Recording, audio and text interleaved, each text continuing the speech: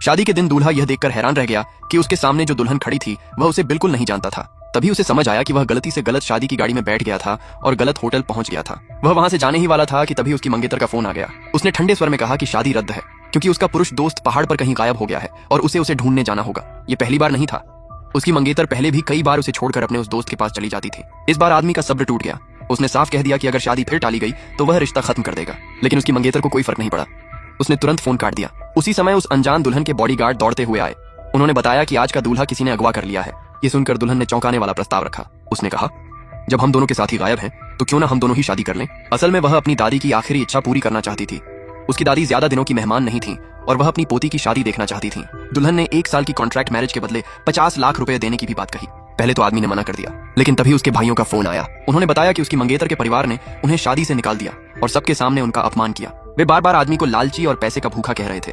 ये सुनकर आदमी को बहुत गुस्सा आया। उसने तुरंत अपना फैसला बदल दिया और उसी दुल्हन से शादी करने के लिए तैयार हो गया। इस तरह दोनों की शादी हो गई। बाद में दादी को शक न हो इसलिए दुल्हन ने आदमी से कहा कि अब वह उसके बड़े घर में आकर रहे। आदमी अपना सामान लेने अपनी मंगेतर के घर गया। वहां उसकी मुलाकात अपनी मंगेतर और उसके पुरुष दोस्त से हुई। मंगेतर ने बिना कुछ पूछे उसे डांटना शुरू कर दिया। उसने कहा कि उसने मीडिया वालों को बुलाकर उसकी बदनामी करवाई है। उसका दोस्त भी उसका साथ देने लगा और आदमी को गलत बताने लगा। लेकिन आदमी जानता था कि यह सब उसी दोस्त की चाल थी, इसलिए उसने बिना कुछ कहे उसे जोरदार थप्पड़ मार दिया। ये देखकर उसकी मंगेतर आग बबूला हो गई। वह उस दोस्त का बचाव करने लगी और आदमी से माफी मांगने को कहा। तब आदमी ने साफ कह दिया कि अब उनकी सगाई खत्म हो चुकी है। उनके बीच अब कोई रिश्ता नहीं है।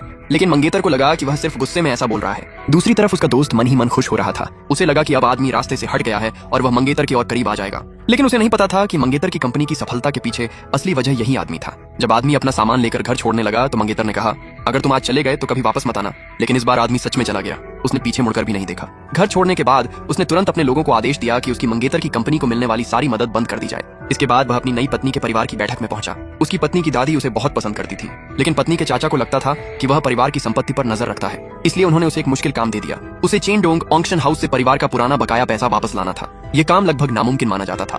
पत्नी ने इसका विरोध किया, लेकिन आदमी तुरंत तैयार हो गया। उसने कहा कि वह 3 दिनों के अंदर सामने वाले से खुद पैसा लेकर आएगा। ये सुनकर चाचा बहुत खुश हुए।